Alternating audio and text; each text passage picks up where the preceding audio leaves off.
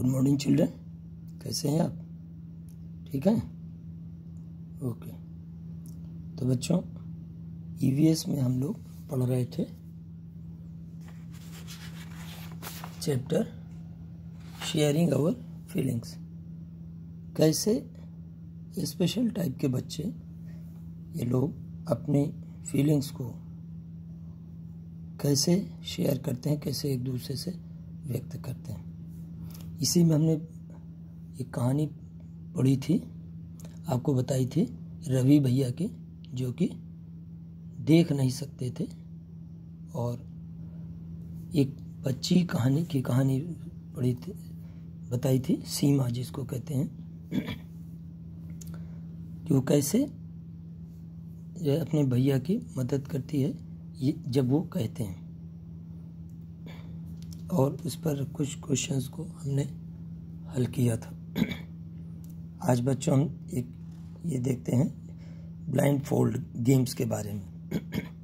Blind fold games बच्चों ऐसा खेल होता है कि जिसमें कि आंखों पर पट्टी बांध करके हम जिस बच्चे को बांधते वो दूसरों को बिना आवाज़ सुने उनकी या किसी की कैसे उनको टच करके बता सकता है कि ये कौन है।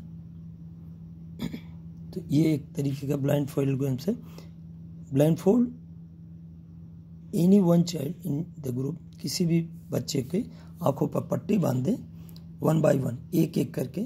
The other children come to him और her quietly.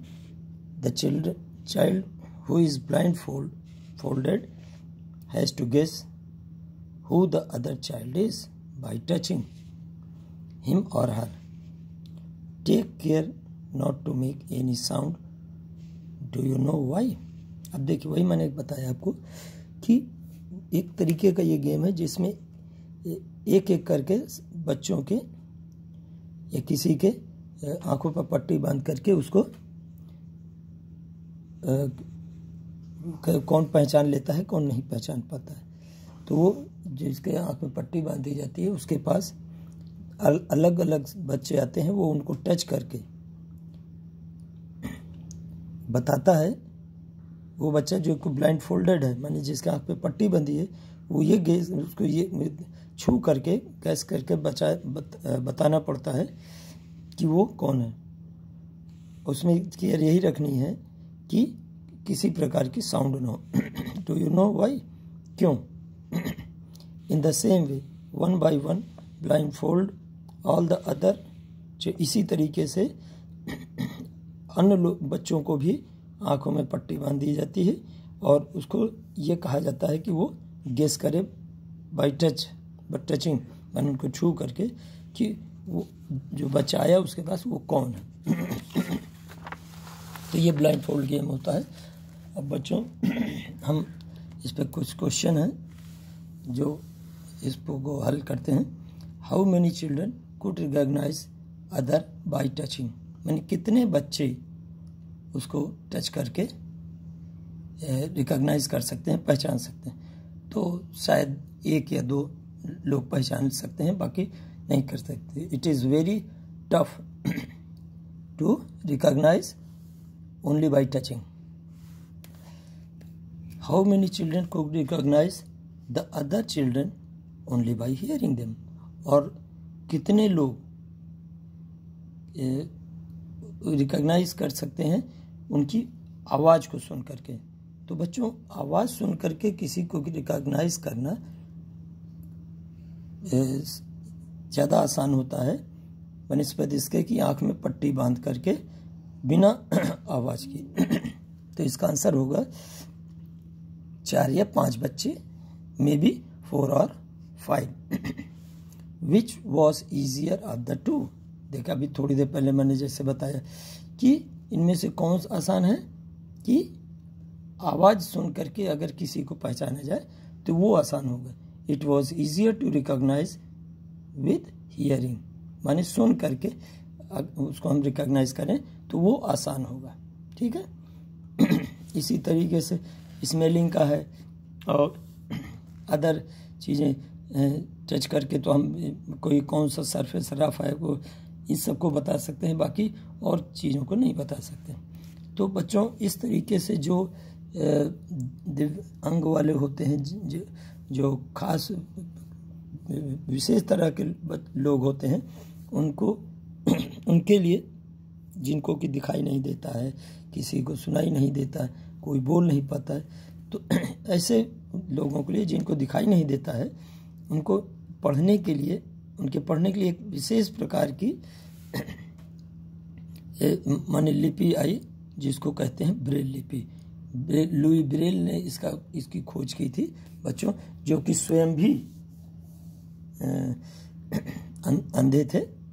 There is special way of reading and writing for people who can not see, माने एक अलग तरीका है उनका देखने का, कि जो कि देख नहीं सकते हैं, उनके पढ़ने के लिए, रीडिंग और राइटिंग माने पढ़ने और लिखने के लिए। It is called Braille.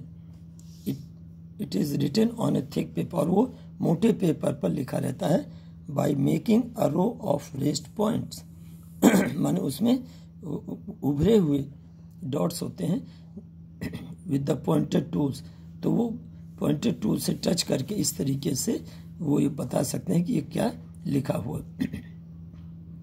Braille is read by running the fingers on the raised dots. तो ब्रेल जो लिपि है वो उस पर माने जो उभार होते हैं उस पर उंगली रख करके, टच करके ये बताया जाता है कि क्या लिखा हुआ है। Let us see whether it is difficult और easy to recognise a shape without seeing it. बिना उसको देखे हुए कैसे ये आसान होता है कि ये क्या चीज़ है, उसको पहचान।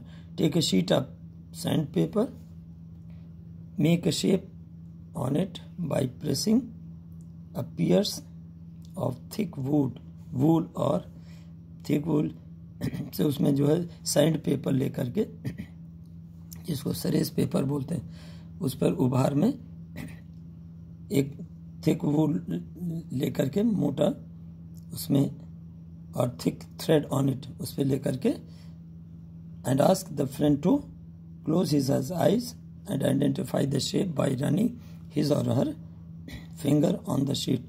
Ask the friend was it easy to difficult to easy और difficult। तो उसमें वो करके अपनी उंगलियों को फेर करके वो ये बता सकते हैं कि यहाँ पर इसमें क्या लिखा हुआ है। तो इसमें एक खास तरीके का उभार होते हैं हर अक्षर के लिए, जिस पे उंगली रख करके वो जो ब्लाइंड पर्सन होता है वो उनको पहचान सकता है। There is a thick piece of paper, वो एक मोटा पेपर होता है। Make an outline on the paper with the help of compass और नीडल, माने कंपास या सुई के द्वारा उसमें एक उभार बनाया जाता है। Make dots at short distance, और उसमें जो डॉट्स उसके पहले आउटलाइन उस पर बनाई जाती है, एंड मेक, और उस पर डॉट्स बनाए जाते हैं शॉर्ट माने pass on the outline drawn, outline पर जो है इस तरीके से वो बनाए जाते हैं। You can see that paper is raised on the other side, अब दूसरी तरफ उसमें उभार होता है। Now ask your friend to close his eyes and feel with fingers and tell what you have outlined, माने वो करके दूसरे की आंख बंद करके बच्चे के, और उससे पूछा जाता है इसमें क्या आउटलाइन किया गया। Isn't it difficult, think about how people who can not see are able to read, माने कैसे जो ब्लाइंड पीपल हो कैसे उसको पहचान सकते हैं। Let us learn about Braille लिपि के बारे में बच्चों। अलग अलग देखिए ये वर्ड्स लिखे हुए हैं और उनकी अलग अलग जो है उभार के लिए लिखा हुआ है। इसमें देखिए ये पॉइंट्स हैं, ये और इस पे जो है अलग अलग, डी का देखिए 2 पॉइंट्स हैं, सी के भी देखिए अलग अलग पॉइंट्स, बी में 1 है, ए में 1। तो इस तरीके से अलग अलग इनके उभार होते हैं, किसी में से डार्ट्स होते हैं। You have seen that Ravi भैया रीड्स स्पेशल टाइप, आपने देखा कि रवि भैया खास तरह की किताब पढ़ते हैं। How were these peoples made these books are, ये किताबें कैसे बनाई गई, who first thought of this book and let us find, तो किसने इसके बारे में, लिपि के बारे में, लुई ब्रेल, मैंने बताया था बच्चों कि इस लिपि की खोज लुई ब्रेल ने की थी, जो कि फ्रांस के थे, बिलोंग टू फ्रांस, और वो 3 साल की उम्र में ही वो 3 साल क्या माने वो बचपन से ही वो थे, माने ब्लाइंड हो गए थे। Louis Braille belong to France. One day when he was 3 years old, he was playing with his father's tool. Suddenly, a pointed tool hurt his eyes. He lost his eyesight and had keen interest in studies. जब वो 3 साल के थे तो अपने father के tools पर काम कर रहे थे, तो अचानक एक पॉइंटेड जो टूल है वो उनकी आँख में आके वो लग गया, जिससे उनकी आँख चली गई। ही हैड कीन इंटरेस्ट, और उनको पढ़ाई में बड़ा इंटरेस्ट था, बड़ा रुचि थी। He did not give up, लेकिन उन्होंने छोड़ा नहीं। He kept thinking of different ways to read and write, और वो इस बार बार सोचते रहे कि पढ़ने और लिखने का क्या तरीका निकाला है। फाइनली फाउंड अ वे, और अंत में उनको ये रास्ता मिला, by reading by touching and feeling, और रीडिंग पढ़ना जो है छू करके और महसूस करके उसको कैसे पढ़ा जा सकता है। This way of reading letter came to be known as Braille, और बाद में इसी को ब्रेल लिपि, ब्रेल स्क्रिप्ट के नाम से जाना गया। In this type of script a row of raised dots are made on a thick paper, और इस स्क्रिप्ट में बताया मैंने आपको कि रेस्ड उभार लिए हुए डॉट्स होते हैं मोटे पेपर पर, because these dots are raised